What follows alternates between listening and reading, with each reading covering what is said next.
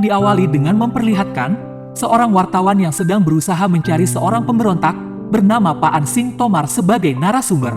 Setelah berhasil masuk ke markas pemberontak tersebut, si wartawan memulai wawancaranya dengan tangan gemetar. Si wartawan menanyakan awal mula Tomar menjadi pemberontak. Lalu Tomar pun menceritakan jika dia dulunya adalah seorang tentara. Terlihat Tomar memakai seragam tentara dan pulang ke desanya.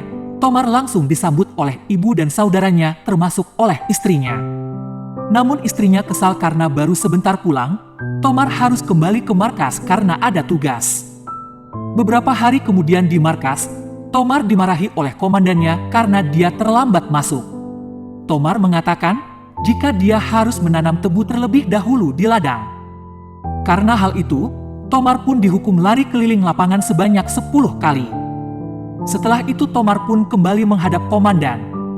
Sang komandan pun tidak percaya, sehingga dia menyuruh Tomar untuk lari 10 putaran lagi. Dan benar ketika berlari mengelilingi lapangan, Tomar sanggup berlari dengan cepat meski dia membawa beban. Kemudian saat sesi makan siang, Tomar mengambil roti yang cukup banyak. Komandannya pun menegurnya dan mengatakan, kalau kau ingin makan yang banyak maka masuklah ke pelatnas olahraga. पान सिंह, ये बटालियन है, बारात नहीं। Ration fix है, स्पोर्ट्स में जाओ। वहाँ खाने पीने पे कोई पाबंदी नहीं। Karena teguran itulah pada suatu malam, Tomar menghadap komandan untuk meminta izin ikut pelatnas agar bisa ikut menjadi atlet lari. Lalu komandannya pun mengizinkan dengan syarat, dia harus mengirimkan es krim ke rumahnya dan harus sampai sebelum es itu mencair.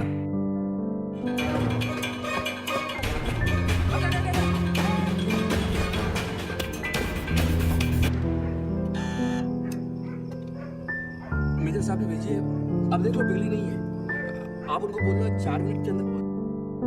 Kemudian Tomar pun ikut ke dalam pelatnas lari. Pada sesi uji coba, Tomar tidak langsung berlari melainkan dia berdoa terlebih dahulu. Tapi karena doanya sangat panjang, dia sampai ditegur. Tomar pun segera lari menyusul lawan-lawannya, dan tanpa diduga Tomar bisa menduduki posisi kedua, padahal itu baru pertama kalinya dia ikut di ajang tersebut. Banyak orang pun kagum dengan potensi yang dimiliki Tomar. Walaupun ada juga yang beranggapan, jika Tomar mau ikut pelatnas lari hanya untuk mendapat makanan yang lebih. Selanjutnya keahlian Tomar juga tidak hanya dalam berlari saja. Dia juga ahli dalam menembak sasaran, hingga membuat pelatihnya kagum. Hal itu membuat Tomar dipanggil oleh komandannya. Sang komandan menanyakan, latar belakang Tomar yang berasal dari kawasan Morena, yang mana daerah itu sering dikatakan sebagai sarang perampok. Namun Tomar menolak sebutan itu, karena menurut Tomar mereka bukanlah perampok melainkan pemberontak. Tapi komandan tidak mengizinkan Tomar menjawab di luar yang ditanyakan. सरकार में विश्वास रखते हो? यही बात से तुम सरकारी नौकरी अगर फौज की नौकरी पे है, ये देश में आर्मी छोड़ सब का सब। देश के लिए जान दे सकते हो? फौज का मतलब होता है अनुशासन। हमें तो 4th कक्षा फेल है, अभी हम तो किताब कम आदमी ज्यादा पढ़े। जो बटालियन में कछु ऑफिसर सिर्फ नाम के ही है, किसी काम के नहीं है। अब आदेश देंगे तो कछु सोचना पड़ेगा साहब। मेजर आपके हसन, हम आप आपके इसकी बारे में तारीफ कर रहे थे। ये तो ठीक है। देखिए आप, देखिए सर, मुझे अभी क्या बोला? साहब हमसे कछु गलत बात है। Setelah itu, Tomar fokus berlatih lari dan akan mengikuti cabang lari 5.000 meter, namun sang pelatih mencegahnya. Sang pelatih melarang Tomar mengikuti nomor atau cabang tersebut, karena saudara ipar si pelatih juga mengikuti cabang yang sama, dan sang pelatih khawatir jika saudara iparnya kalah dengan Tomar. Akhirnya sang pelatih meminta Tomar mengikuti lomba lari halang rintang saja. Tomar lantas menuruti apa yang diarahkan oleh si pelatih, dan mulai berlatih lari halang rintang. Bahkan dia juga latihan lari bersama dengan kuda yang sedang berlatih pacuan. Hari demi hari pun berlalu, Tomar pun mengikuti kejuaraan lari halang rintang. Dalam kejuaraan itu, Tomar mendapatkan posisi pertama. Tak hanya itu, Tomar mencetak rekor nasional baru dalam cabang lari halang rintang.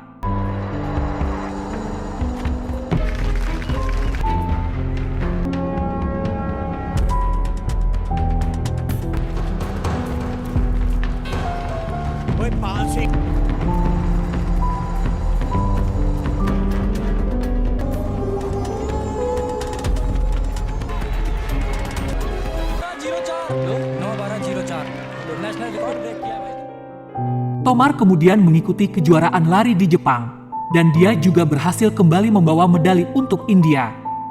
Tomar mengatakan pada si wartawan, jika perlombaan tingkat dunia itu adalah hal terpenting untuknya. Kita lanjut di kehidupan Tomar, yang pada kala itu masalah mulai muncul.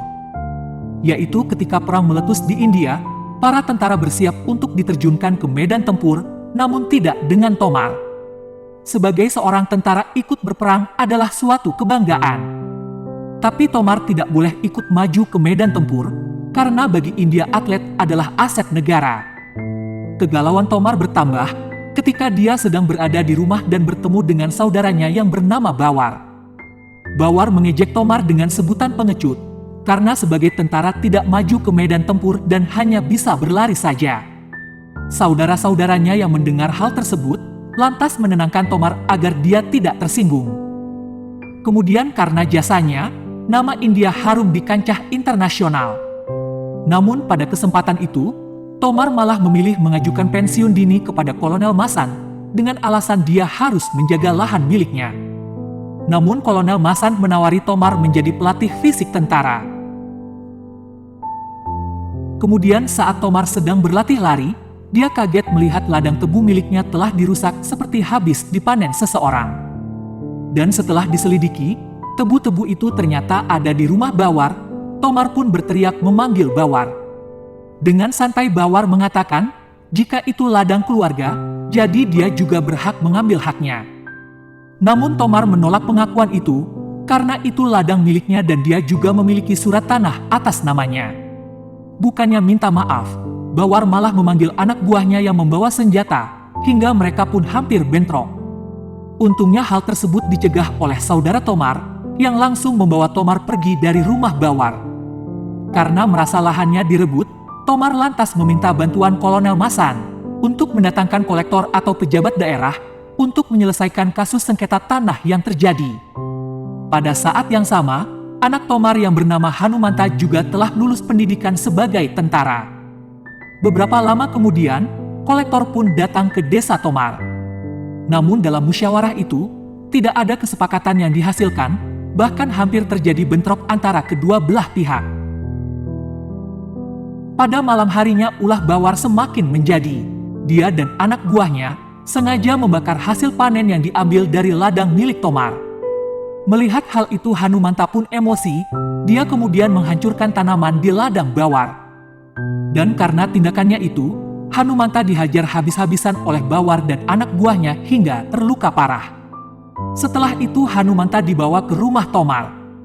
Melihat anaknya terluka parah, keluarga Tomar pun marah dan hendak balas dendam. Namun Tomar melarang hal itu, karena dia tidak ingin terjadi pertumpahan darah. Tomar kemudian pergi ke kantor polisi, untuk melaporkan tindakan semena-mena yang dilakukan Bawar. Tapi kepala polisi terlihat enggan menangani kasus tersebut, dan terlihat berbelit-belit dalam menindaklanjuti kasus tersebut. Tomar sampai mengeluarkan medali miliknya, untuk meyakinkan kepala polisi jika dia adalah pahlawan negara yang telah mengharumkan nama India. Tapi kepala polisi tidak mempedulikan hal tersebut, bahkan kepala polisi sampai mengusir Tomar karena dia ngeyel pada kepala polisi. मरो तो ना भी देश के लिए फालतू भागे हम। हटो हटाओ हटो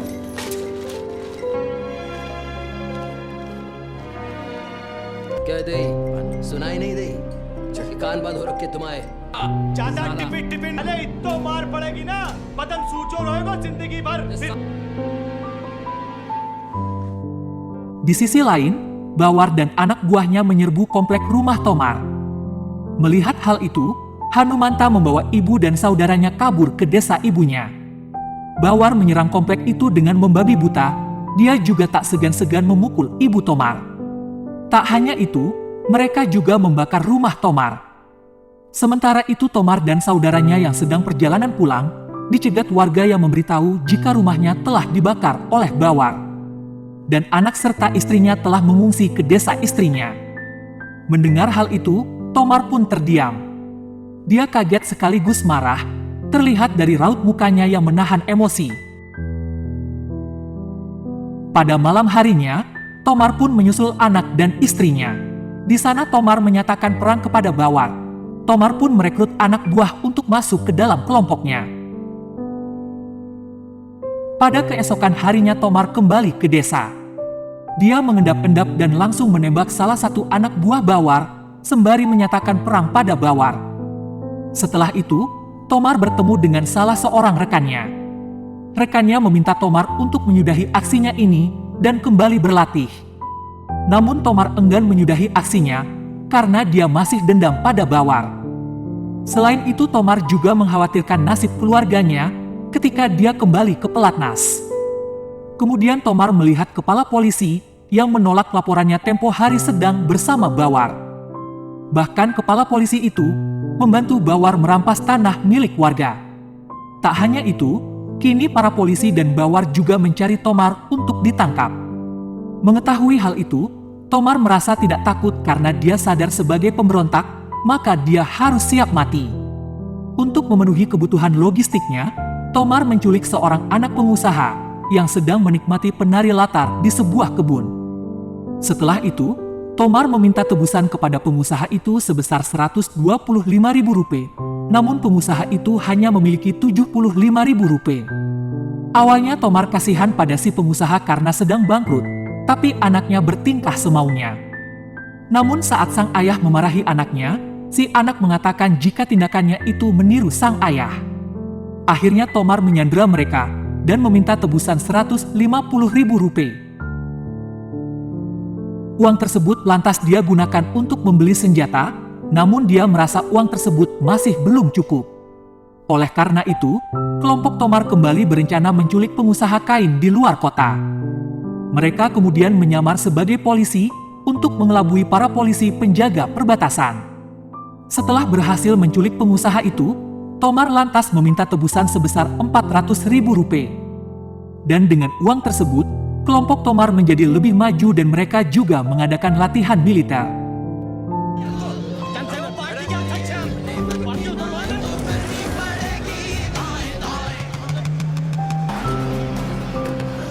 देर से पहचानो नेताजी, हमारा नाम है सूबेदार। Kembali pada sesi wawancara. Si wartawan mengatakan jika kau telah bersalah karena telah melakukan penipuan dan menerobos perbatasan. Tomar pun mengatakan jika seorang atlet yang sudah mengharumkan nama India di kancah internasional, namun tidak dihargai termasuk oleh oknum kepala polisi nakal. Tapi ketika dia berbuat kesalahan, semua orang berteriak. Lalu kita kembali ke Tomar dan kelompoknya yang sedang menyusun strategi untuk menyerang desa Bawar. Setelah rencananya matang, Tomar dan kelompoknya pun menyerang desa Bawar. Oknum kepala polisi yang sedang mandi pun segera dihampiri oleh Tomar. Tomar mengatakan, jika kau telah lupa dengan tugasmu dan malah membantu Bawar. Akhirnya kepala polisi itu pun dihukum untuk berlari tanpa pakaian. अब जो जिंदगी में तूने अपने शरीर पर जो वर्दी डाली, तुझे वर्दी के लायक नहीं। हे वर्दी, हमें क्षमा। अब यहाँ से भग जा, पत्रीदार खाने वाले भग जा। अरे देखो जब बाबर सिंह किधर भग गए। Di sisi lain Bawar yang tahu jika Tomar menyerang desanya, dia pun segera lari. Namun Tomar yang merupakan atlet lari, tentu dengan mudah mengejar Bawar hingga Bawar akhirnya tertangkap. Bawar pun segera meminta ampun. Bawar juga mengatakan, ambillah kebunmu dan juga kebunku, tapi tolong ampuni aku. Tapi Tomar tidak mengampuni Bawar begitu saja, karena Bawar telah memukuli anaknya dan ibunya. Lalu Tomar menembak lengan Bawar, hingga dia meringis kesakitan. Tomar pun menanyai Bawar terkait beberapa persoalan. Namun belum sempat Bawar menjawab, tiba-tiba anak buah Tomar menembak Bawar hingga tewas.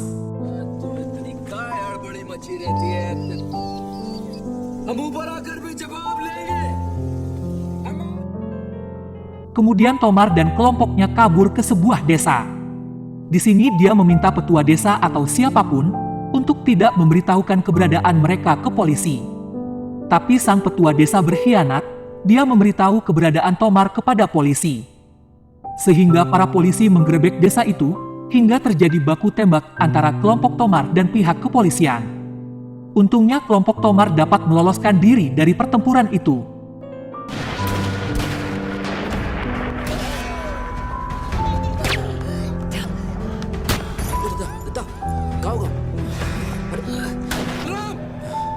छोड़ दो, तब तक कहाँ लग गई? तुमने करो। कलकत्ता ये तो मना नहीं देंगे, हमारी कहानी खत्म।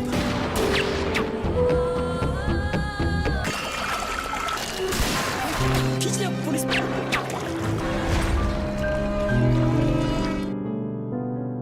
Beberapa hari kemudian setelah situasi dirasa aman, Tomar dan kelompoknya kembali ke desa itu. Dia mencari petua desa dan siapa saja orang yang menjadi informan polisi. Tomar pun mengeksekusi 9 orang yang menjadi informan polisi. Lalu kita kembali ke wawancara Tomar dan wartawan tadi. Seusai semua pertanyaan selesai dijawab, wartawan itu pun pergi karena Tomar juga akan kembali berperang. Beberapa hari kemudian, headline news mengenai wawancara dengan Tomar pun menghiasi surat kabar. Banyak orang tidak percaya karena Tomar sangat sulit ditemui dan ditangkap. Sementara itu, Tomar dan kelompoknya kembali terlibat baku tembak dengan polisi. Dan pada suatu kesempatan, salah satu saudara Tomar berhasil bertemu dengan Tomar. Mereka menasehati Tomar agar menyudahi aksinya dan menyerahkan diri. Namun Tomar mengatakan jika dia tidak akan menyerah dan sesuai dengan motonya sebagai atlet lari. Jika seorang atlet sudah memasuki arena perlombaannya, maka tidak ada pilihan lain kecuali menyelesaikannya. Polisi terus memburu Tomar, namun belum juga ditemukan. Maka kepala polisi mencoba mendatangi mertua salah satu anak buah Tomar yang bernama Gopi. Kepala polisi menjanjikan kepada mertua Gopi akan memasukkan anaknya menjadi polisi jika dia mau diajak kerjasama. Lalu mertuanya menemui Gopi dan menceritakan mengenai tawaran itu. Seusai dibujuk oleh mertuanya, Gopi pun mau bekerja sama dan mengkhianati Tomar. Setelah itu Gopi kembali ke markas. Gopi mengatakan pada Tomar, jika di desa mertuanya akan diadakan pesta, maka mereka bisa menculik beberapa orang di desa itu. Tomar tentu tak langsung percaya dengan ajakan itu, namun Gopi terus meyakinkan Tomar jika operasi itu akan berhasil dan aman. Hingga Tomar akhirnya pun setuju untuk melakukan operasi itu dan pergi ke desa mertua Gopi. Lalu ketika mendekati lokasi desa, Tomar menyuruh Gopi mengecek situasi ke dalam desa. Tak lama kemudian, Gopi pun kembali pada Tomar dan mengatakan jika situasi aman. Tomar pun tanpa curiga memasuki desa tersebut yang langsung disambut oleh mertua Gopi. Pada awalnya memang tidak ada hal yang mencurigakan, padahal mertua Gopi segera melapor ke polisi. Tak hanya itu, dia juga telah mencampurkan racun ke minuman Tomar. Govind Ram ji तुमने छोड़ दी? हाँ साहब हमने तो छोड़ दी। Keesokan harinya, hampir 1 batalion mengepung desa itu dan melakukan penyerangan. Sementara itu Gopi dan mertuanya telah kabur, sedangkan Tomar dan kelompoknya pun kocar-kacir. Mereka terlibat baku tembak hingga menjatuhkan banyak korban di kedua belah pihak. Di sisi lain, pada situasi genting itu, Tomar merasa lemas hingga tak sadarkan diri karena efek racun yang dicampurkan ke dalam minumannya. Begitu Tomar tersadar, hari ternyata sudah malam dan anak buahnya tinggal 1. Namun ketika dia akan melarikan diri, keburu ditembak oleh polisi. Lalu Tomar mengambil pengeras suara dan mengatakan jika seorang Pak Ansing Tomar tidak akan menyerah. Kemudian dengan memanfaatkan kondisi medan yang gelap, Tomar lari menjauh dari desa itu. Dia juga melompati sungai, seperti dia ketika menjadi atlet lari halang rintang.